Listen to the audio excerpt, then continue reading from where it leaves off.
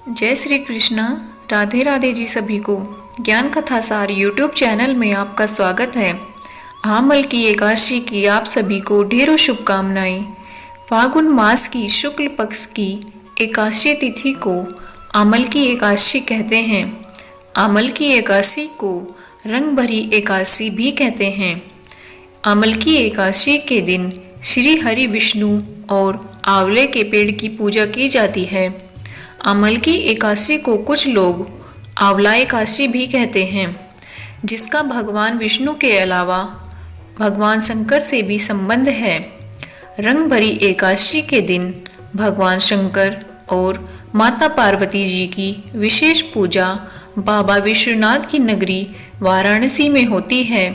रंग भरी एकादशी के पावन पर्व पर भगवान शिव के गण उन पर अबीर गुलाल उड़ाते हैं। आइए जानते हैं क्या है आमल की एकादशी की पूजा विधि। आमल की एकादशी वाले दिन सुबह जल्दी उठकर स्नान आदि कर भगवान विष्णु के समक्ष व्रत का संकल्प लें। आंवले के पेड़ के नीचे भगवान विष्णु की तस्वीर एक चौकी पर स्थापित करें और उनकी विधिवत पूजा करें। श्री विष्णु को रोली, चंदन, अक्षत, फूल, धूप आदि अर्पित करें। घी का दीपक जलाएं। इसके बाद भगवान विष्णु को आंवला अर्पित करें। इसके बाद आंवला एकादशी व्रत कथा पढ़ें। आमल की एकादशी की व्रत कथा। एक वैदिश नाम का नगर था, जिसमें ब्राह्मण, क्षत्रिय, वैश्य और शूद्र चारों वर्ण आनंद सहित रहते थे। उस नगर में सदैव वेद ध्वनि गूंजा करती थी तथा पापी, दुराचारी तथा नास्तिक उस नगर में कोई नहीं रहता था। उस नगर में चैत्ररथ नाम का चंद्रवंशी राजा राज्य करता था। वह अत्यंत विद्वान तथा धर्मी था। उस नगर में कोई भी व्यक्ति दरिद्र एवं कंजूस नहीं था। सभी नगरवासी विष्णु भक्त थे और आबला, वृद्ध, स्त्री, पुरुष एकादशी का व्रत किया करते थे। एक समय फाल्गुन मास के शुक्ल पक्ष की आमल की एकादशी आई। उस दिन राजा, प्रजा तथा बाल वृद्ध सबने हर्षपूर्वक व्रत किया। राजा अपनी प्रजा के साथ मंदिर में जाकर पूर्ण कुंभ स्थापित करके धूप, दीप, पंचरत्न आदि से आंवले का पूजन करने लगे और इस प्रकार स्तुति करने लगे। हे धात्री, तुम ब्रह्मा स्वरूप हो। तुम ब्रह्मा जी द्वारा उत्पन्न हुए हो और समस्त पापों को नाश करने वाले हो। तुमको नमस्कार है। अब तुम मेरा आदेश स्वीकार करो। आप श्री रामचंद्र जी द्वारा सम्मानित हो।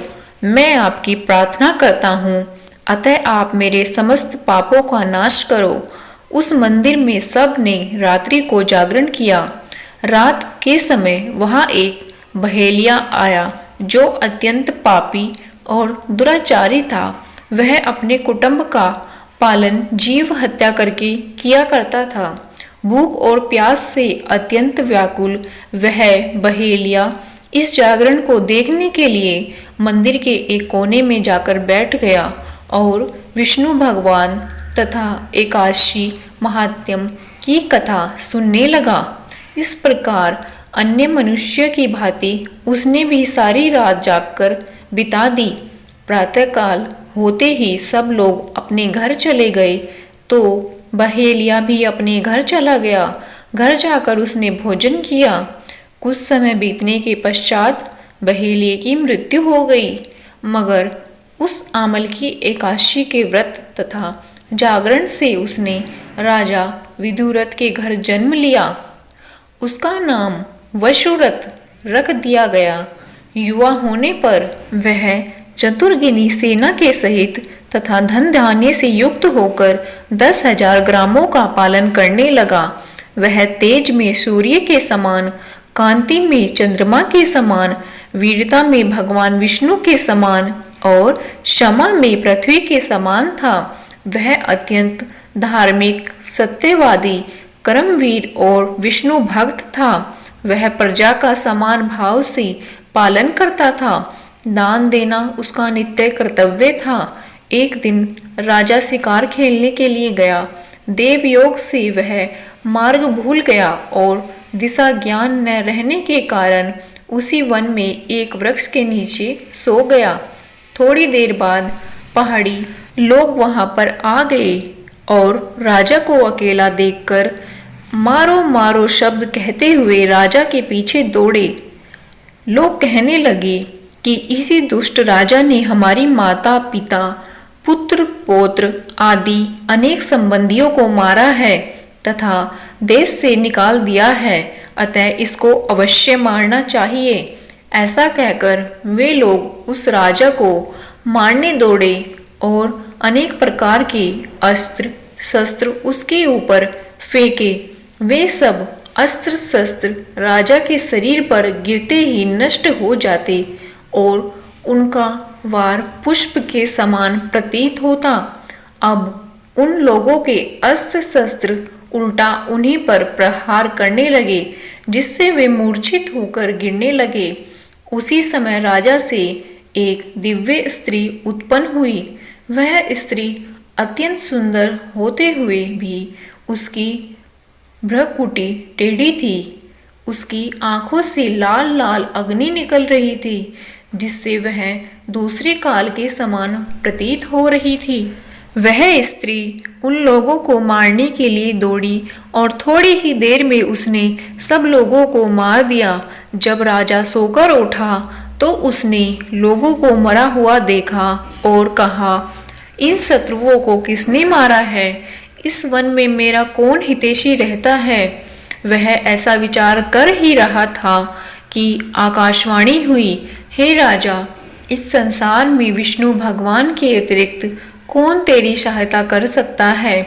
इस आकाशवाणी को सुनकर राजा अपने राज्य में आ गया और सुखपूर्वक राज्य करने लगा। महर्षि वशिष्ठ बोले कि हे राजन, यह आमल की एकादशी के व्रत का प्रभाव था। जो मनुष्य इस आमल की एकादशी का व्रत करते हैं वे प्रत्येक कार्य में सफल होते हैं और अंत में विष्णु लोक को जाते हैं। जय श्री कृष्णा, जय हरि विष्णु। ज्ञान कथा सार का ये वीडियो आपको कैसा लगा हमें कमेंट बॉक्स में ज़रूर बताइए और हमारे वीडियो को ज़्यादा से ज़्यादा शेयर कीजिए, चैनल को सब्सक्राइब कीजिए।